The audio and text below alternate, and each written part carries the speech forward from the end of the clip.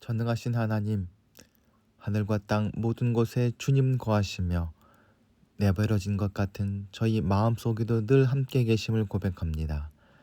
하늘만 쳐다보며 머물러 있는 저희를 이끌어 주시고 성령님의 능력을 입게 하여 주옵소서. 그리하여 고난 가득한 이 땅에 마침내 하나님의 나라가 이루어지기까지 저희가 증인의 삶을 살아내게 하여 주옵소서. 이 시간 성령 하나님께서 우리와 함께하여 주시길 조용히 간구합시다.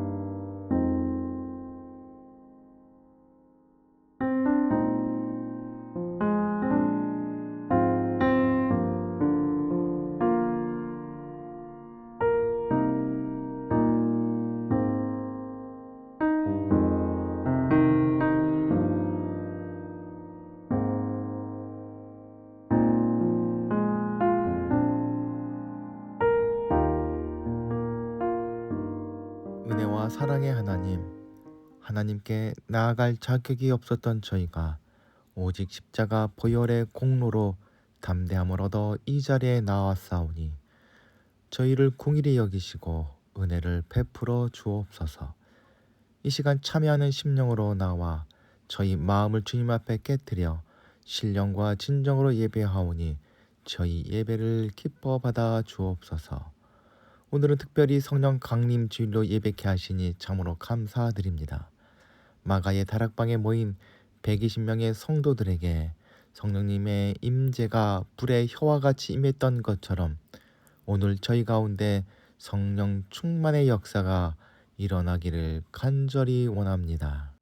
참 자유를 주시려고 저희를 구원해 주신 하나님의 은혜에 감사드립니다. 너희는 그리스도 안에서 얻은 자유를 육체의 기회로 삼지 말고 오직 사랑으로 서로 종노릇하라 하신 말씀을 기억합니다. 하지만 저희는 진리의 말씀과 성령님의 음성을 따라 행하지 않고 육체의 정욕을 이루기 위해 살았습니다. 음행과 더러운 것과 호색과 우상 숭배와 추술과 원수 맺는 것과 분쟁과 시기와 분냄과 당을 짓는 것과 불리함과 이단과 투기와 술취함과 방탕함 등 저희 삶에 분명히 나타났던 육체의 일을 용서하여 주옵소서. 이제부터 저희로 성령님 안에서 행하게 하시어 헛된 영광을 구하여 서로를 노엽게 하거나 투기하지 않게 하여 주시옵소서. 다가오셔서 함께 계시는 성령 하나님, 당신의 능력 안에서 새 삶을 꿈꾸게 하여 주옵소서. 숨어있던 제자들이 목소리를 높여 하나님의 일을 선포하고 흩어져 있던 언어들이 한자리에 모여 세상을 놀라게 했던 날을 기억하며 기념합니다. 오늘 이 자리에서도 그날의 기쁨과 은혜를 또한 꿈꾸어 봅니다. 선하고 새로운 바람의 근원 되신 성령님, 당신을 만난 제자들이 증오와 두려움을 넘어서고 몸소 경험한 복음을 전했던 것처럼 저희에게도 새로운 세상을 향한 열망과 담대함이 불어오게 하여 주옵소서. 흔들리는 마음 속에 날마다 소외를 경험하는 일상 속에 제자리를 빼앗긴 이들의 슬픔 가운데 새로운 바람으로 다가와 함께하여 주옵소서.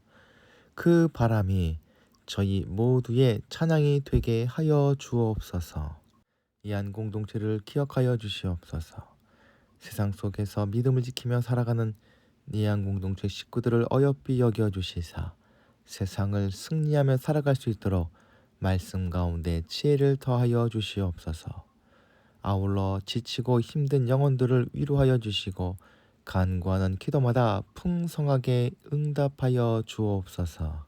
세우신 거룩한 빛 등대교회도 말씀 위에 든든히 서서 이 시대를 향한 하나님의 뜻을 이뤄나가는 하나님의 능력의 도구가 되게 하여 주시옵고 주오군도 강건케 하여 주시사 하나님께서 이 땅에 보내신 그 뜻을 이루는 하나님의 귀한 일꾼으로 장성하게 하여 주시옵소서.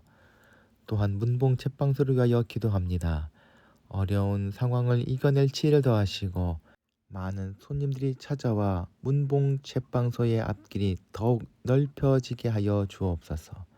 아울러 하나님의 이름을 영광스럽게 하는 기업이 될 수 있도록 인도하여 주시옵소서.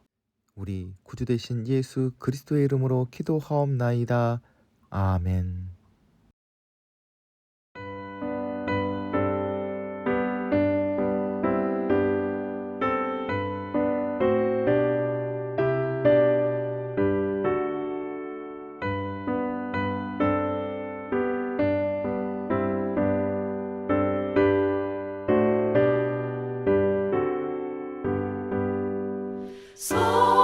성령이여 강림하사 나를 감화하시고 애통하며 회개한 맘 충만하게 하소서.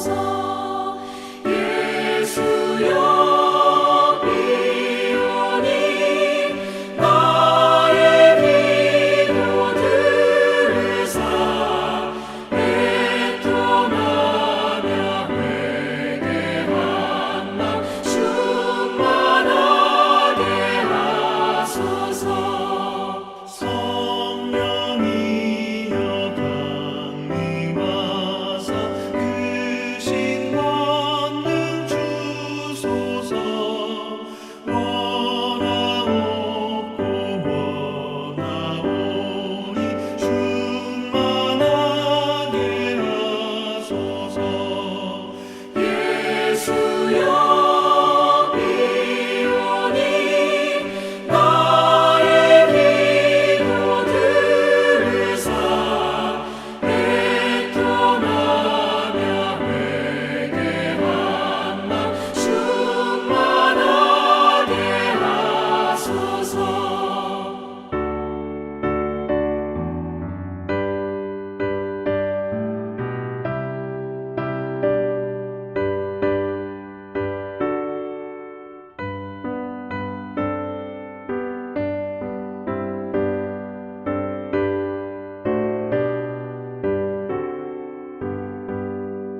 힘이 없고 연약하나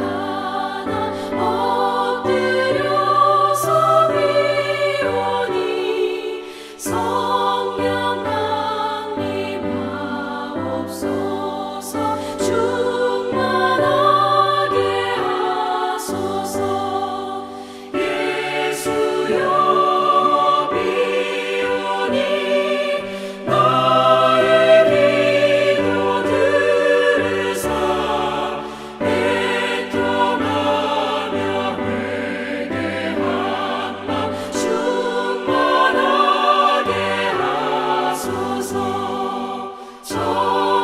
정케하고 위로하사 복을 받게 하소서. 충만하게 하시오니 무한 감사합니다. 예수여 비오니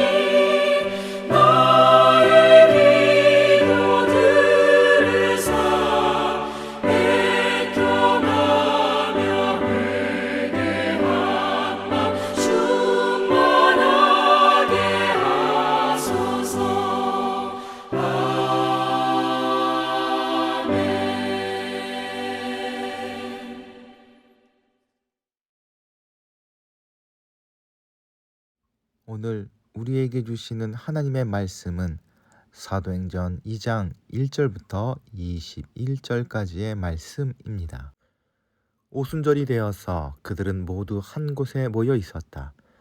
그때에 갑자기 하늘에서 세찬 바람이 분 듯한 소리가 나더니 그들이 앉아있는 온 집안을 가득 채웠다. 그리고 불길이 솟아오를 때 혓바닥처럼 갈라지는 것 같은 혀들이 그들에게 나타나더니 각 사람 위에 내려앉았다. 그들은 모두 성령으로 충만하게 되어서 성령이 시키시는 대로 각각 방언으로 말하기 시작하였다. 예루살렘에는 경건한 유대 사람이 세계 각국에서 와서 살고 있었다. 그런데 이런 말소리가 나니 많은 사람이 모여와서 각각 자기네 지방 말로 제자들이 말하는 것을 듣고서 어리둥절하였다. 그들은 놀라 신기하게 여기면서 말하였다. 보시오, 말하고 있는 이 사람들은 모두 갈릴리 사람이 아니요. 그런데 우리 모두가 저마다 태어난 지방의 말로 듣고 있으니 어찌된 일이요. 우리는 바데 사람과 메데 사람과 엘람 사람이고 메소포타미아와 유대와 갑바도기아와 본도와 아시아와 부르기아와 밤빌리아와 이집트와 구레네 근처 리비아의 여러 지역에 사는 사람이고 또 나그네로 머물고 있는 로마 사람과 유대 사람과 유대교에 개종한 사람과 크레타 사람과 아라비아 사람인데 우리는 저들이 하나님의 큰 일들을 방언으로 말하는 것을 듣고 있어. 사람들은 모두 놀라 어쩔 줄 몰라서 이게 도대체 어찌된 일이요 하면서 서로 말하였다. 그런데 더러는 조롱하면서 그들이 새 술에 취하였다 하고 말하는 사람도 있었다. 베드로가 11 사도와 함께 일어나서 목소리를 높여서 그들에게 엄숙하게 말하였다. 유대 사람들과 모든 예루살렘 주민 여러분, 이것을 아시기 바랍니다. 내 말에 귀를 기울이십시오. 지금은 아침 9시입니다. 그러니 이 사람들은 여러분이 생각하듯이 술에 취한 것이 아닙니다. 이 일은 하나님께서 예언자 요엘을 시켜서 말씀하신 대로 된 것입니다. 하나님께서 말씀하신다. 마지막 날에 나는 내 영을 모든 사람에게 부어주겠다. 너희의 아들들과 너희의 딸들은 예언을 하고 너희의 젊은이들은 환상을 보고 너희의 늙은이들은 꿈을 꿀 것이다. 그날에 나는 내 영을 내 남종들과 내 여종들에게도 부어주겠으니 그들도 예언을 할 것이다. 또 나는 위로 하늘에 놀라운 일을 나타내고 아래로 땅에 징조를 나타낼 것이니 곧 피와 불과 자욱한 연기이다. 주님의 크고 영화로운 날이 오기 전에 해는 변해서 어두움이 되고 달은 변해서 피가 될 것이다. 그러나 주님의 이름을 부르는 사람은 구원을 얻을 것이다. 아멘.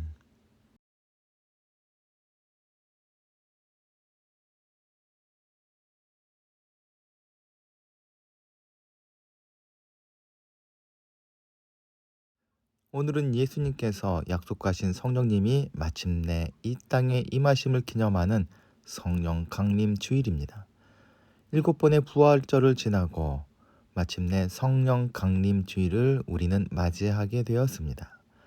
예수 그리스도께서 죽으셨다가 부활하시고 40일 동안 제자들에게 나타나시고 가르치시다가 승천하신 후 열흘이 더 지나 성령님께서 제자들에게 임하셨다는 누가의 기록을 따라 교회 공동체는 부활절 첫 주일로부터 50일이 되는 8번째 주일을 성령 강림절로 정하여 지킵니다. 오늘 누가가 전하는 이야기를 통해 우리를 향하신 주님의 계획과 그 마음을 함께 나누어 보도록 합시다. 오늘 본문 속 이야기가 있기 불과 며칠 전 제자들은 감람산이라는 곳에서 예수님의 마지막 승천을 목격했습니다. 주님이 하늘로 올라가실 때 제자들은 넋을 잃고 하늘만 쳐다보고 있었습니다. 그때 흰옷 입은 두 천사가 나타나 제자들에게 이렇게 말합니다.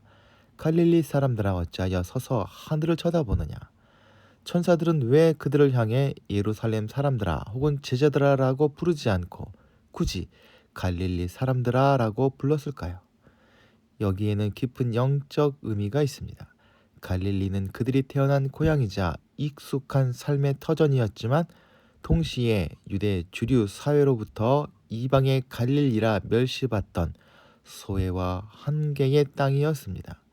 무엇보다 그곳은 예수님이 부활하신 후 내가 너희보다 먼저 갈릴리로 가겠다 하시며 모든 민족을 제자로 삼으라는 지상 명령을 주셨던 사명의 출발지였습니다. 그러나 예수님께서 승천하시고 눈앞에서 사라지자 제자들은 다시 두려움에 사로잡혔습니다. 사명을 시작했던 갈릴리로 가기는 고사하고 예루살렘의 한 작은 다락방에 숨어 문을 걸어 잠갔던 것입니다. 그들의 영적 상태는 여전히 패배감과 한계라는 갈릴리의 벽에 갇혀 있었던 것입니다. 그런 상황에서 제자들은 오순절을 맞이하게 되었습니다. 주님께서 십자가에 못 박혀 죽으셨던 6월절로부터 50일 후에 오는 까닭의 오순절이라고 불리는 유대인의 명절이었습니다. 오순절은 유대교에서 6월절, 초막절과 함께 3대 절기의 하나로서 레위기에 따르면 6월절 안식일 다음 날로부터 50일 되는 날에 지키는 절기로 대개 시반월 16일 즉 5월 말이나 6월 초에 해당되고 칠칠절이라고도 하며 처음 수확한 밀을 가지고 떡을 만들어 제사 드리는 절기이므로 맥주절 또는 첫 열매의 날이라 불렀다 합니다. 더 나아가서 출애굽 때 시내산에서 모세에게 율법이 주어진 사건을 기념하는 의미 있는 날이기도 합니다. 이러한 유대인의 오순절은 본문에 나타난 사건으로 말미암아 기독교회에서도 중요한 절기가 되었습니다. 그리스도의 죽음과 부활 사건이 세상을 구원하는 하나님의 은총과 사랑임을 능력과 확신으로 선포할 수 있는 증인 공동체를 만든 성령 강림의 결정적 사건이 이날 일어났기 때문입니다. 이 오순절날 예수님의 제자들은 한 곳에 모여 있었습니다. 구체적으로 그들이 누구인지는 1장에서 언급됩니다. 죽은 가룟 유다 대신에 보선된 마띠아를 포함한 12사도와 예수님의 어머니와 동생들과 여자들인데 120명에 이른다 알려집니다. 예수님께서는 이들에게 성령으로 세례를 받으라 약속을 하셨고 예루살렘을 떠나지 말고 약속한 것을 기다리라고 명령하셨습니다. 예루살렘은 예수님께서 약속하신 대로 죽으신 곳이요 부활하신 곳입니다.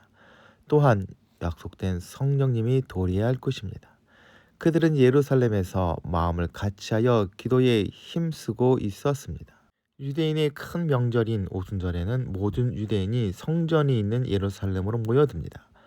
팔레스타인에 사는 유대인들만이 아니라 소아시아, 아프리카, 메소포타미아, 로마 등 먼 이국에 디아스포라로 사는 유대인들이 속속들이 모입니다. 유대인들만이 아니라 하나님을 경외하는 이방인들도 명절에 맞춰 순례를 옵니다. 얼마나 멀고 다양한 이방 지역에서 오순절을 지키기 위해 많은 사람들이 예루살렘에 와 있는지 본문에 상세히 소개되어 있습니다. 그런데 이 오순절날 약속된 성령님은 너무나 놀랍고 특이한 방식으로 제자들에게 임하였습니다. 그래서 그곳에 모여 한 마음으로 기도하던 사람들은 예수님께서 약속하신 바로 그 성령님이 오셨다는 사실을 확실히 알 수 있었습니다. 먼저 바람 현상이었습니다. 실외라면 모르지만 실내인데도 바람이 가득했다는 건 예사로운 현상이 아닙니다. 이런 비상한 사건에 대한 글을 대할 때는 먼저 고대인의 시각으로 보는 것이 필요합니다. 그들에게 바람은 가장 신비롭고 압도적인 힘이었습니다. 바람은 부드럽게도 불고 강하게도 붑니다. 따뜻한 바람도 있고 차가운 바람도 있습니다. 바람에 따라서 나무와 풀이 살기도 하고 죽기도 합니다. 눈보라를 몰고 오거나 광야의 먼지를 몰고 오는 것도 바람입니다. 특히 강력한 폭풍은 고대인들을 두려움에 떨게 했습니다. 사람이 태어날 때 호흡이 시작되고 죽을 때 호흡이 끊어집니다. 그 호흡도 바람의 한 현상이라 볼 수 있을 것입니다. 바람은 신비롭습니다. 히브리어 루아흐와 헬라어 푸뉴마는 바람이라는 뜻도 있지만 영이라는 뜻도 있습니다. 마가의 다락방을 바람이 채웠다는 말은 거기 모인 사람들이 거부할 수 없는 강하고 신비로운 힘을 경험했다는 뜻입니다. 오순절에 경험한 강력한 성령님의 두 번째 이미지는 불의 혀입니다. 혀 같은 것들이 나타나 불길처럼 갈라지며 각 사람 위에 내렸다는 다른 역본 성소에서 알 수 있는 것처럼 여기서 성령님은 불이 아니라 혀입니다. 불이 혓바닥처럼 갈라지며 나타나는 것이 아니라 불처럼 갈라지는 혀가 성령님으로 나타났다는 말입니다.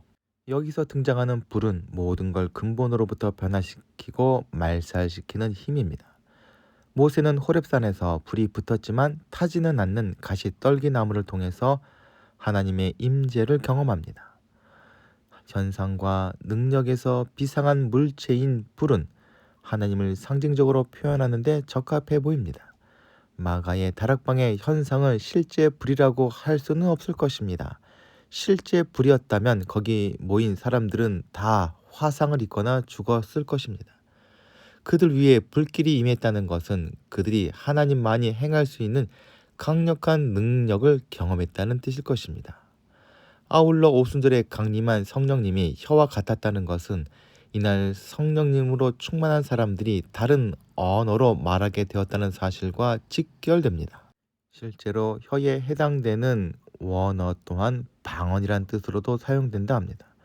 널리 알려진 것처럼 오순절 성령 강림의 가장 큰 특징이 방언이었다는 것은 분명합니다.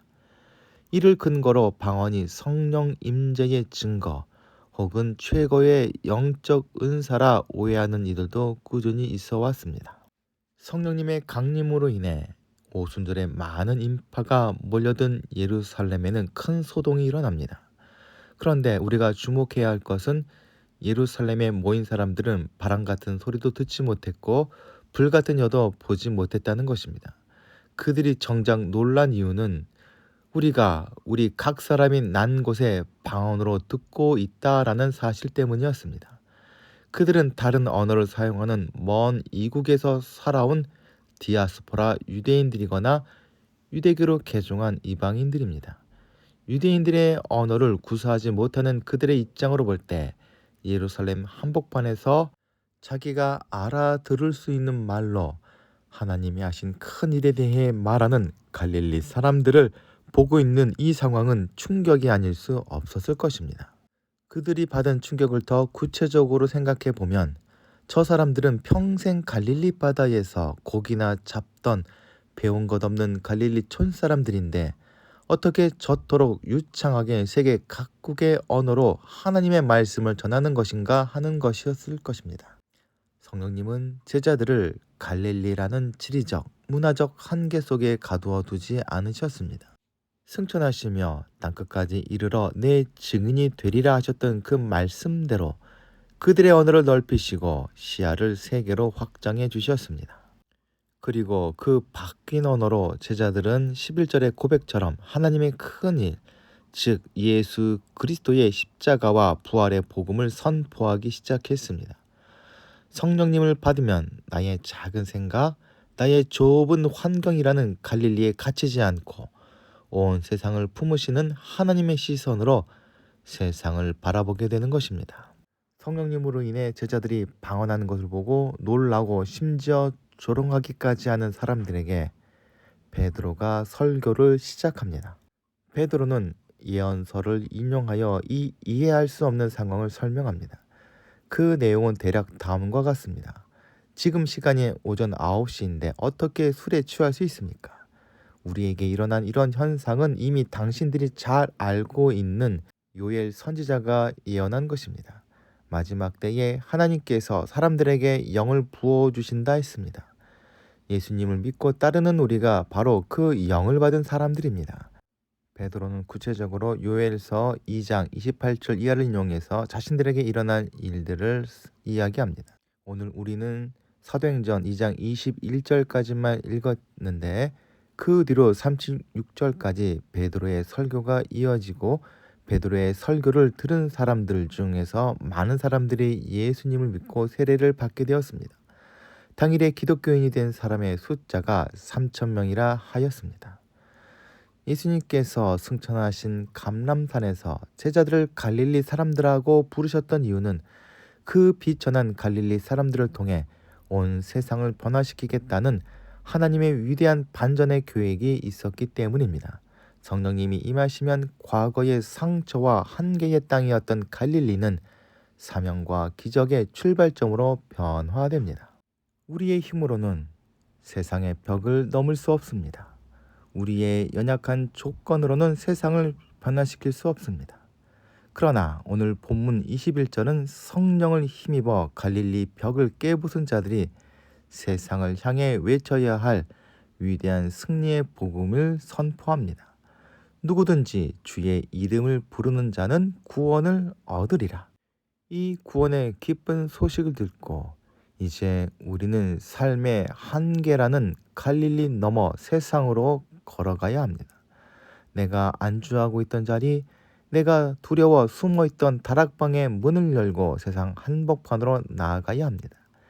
이 시간 오순절 제자들처럼 간절히 성령님을 구합시다.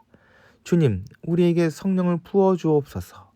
우리를 묶고 있는 한계의 밧줄을 끊어주시고 성령님의 바람을 타고 갈릴리를 넘어 땅끝까지 전진하는 증인이 되게 하여 주옵소서. 오늘 말씀을 나누는 우리 모두가 위로부터 임하는 성령님의 권능을 받아 갈릴리 사람이라는 약점을 극복하고 세상을 향해 하나님의 큰 일을 선포하는 위대한 갈릴리 너머로 가는 제자들이 되어야 할 것입니다. 이 한 공동체를 비롯한 교회 공동체는 성령 공동체입니다. 다른 말로 바꾸면 생명으로 충만한 공동체라 할 수 있을 것입니다. 우리가 성령님으로 충만해야 하는 이유가 무엇입니까? 그것은 세상을 지배하는 영이 성령님이 아니기 때문입니다. 세상은 탐욕의 영과 재물과 음란의 영, 즉 죽음의 영의 지배 아래 있습니다. 죽음을 향한 세상의 걸음을 멈추게 하고 생명으로 충만케 하는 일은 인간의 노력과 지혜로는 불가능합니다. 우리와 함께 하시고 인도하시는 성령님은 우리를 예수 그리스도에게로 인도하여 예수님이 완성하신 구원을 누릴 수 있게 하고 세상을 향한 하나님의 뜻을 또한 이루도록 하심으로 우리를 비롯한 세상을 하늘의 생명으로 충만케 하십니다. 이제 예한 공동체 식구들 모두 갈릴리를 넘어 성령님으로 충만하여 세상을 향해 나아가는 제자된 여정을 시작하시길 소망합니다. 다 함께 기도하시겠습니다. 사랑과 은혜가 충만하신 하나님 아버지, 승천하시면서 저희에게 사명을 주시고 그 사명을 감당할 성령님을 보내어 주시니 감사드립니다. 저희를 가두고 있던 무기력과 한계의 갈릴리에서 깨워 일으켜 주옵소서. 성령님의 불로 저희의 두려움을 태워주시고 성령님이 주시는 환상과 꿈을 품고 세상 속으로 담대히 나아가 예수 그리스도의 구원을 선포하는 살아있는 제자가 되게 하여 주옵소서. 우리 구주 되신 예수 그리스도의 이름으로 기도하옵나이다. 아멘. 다 함께 공동체의 고백을 하겠습니다. 하나, 우리는 문제가 있습니다. 둘, 문제에는 끔찍한 대가가 있습니다. 셋, 하나님은 그 해결책을 가지고 계십니다. 넷, 그 해결책은 믿음으로 누립니다. 지금은 우리를 위해 이 땅에 오신 예수 그리스도의 은혜와 독생자를 보내주신 아버지 하나님의 사랑과 날마다 우리를 승리케 하시는 성령님의 인도하심이 이 시간 머리 숙인 사랑하는 이한 공동체의 식구들과 그 가정과 모든 생업 위에 이제부터 영원토록 함께하여 주시기를 간절히 축원하옵나이다. 아멘.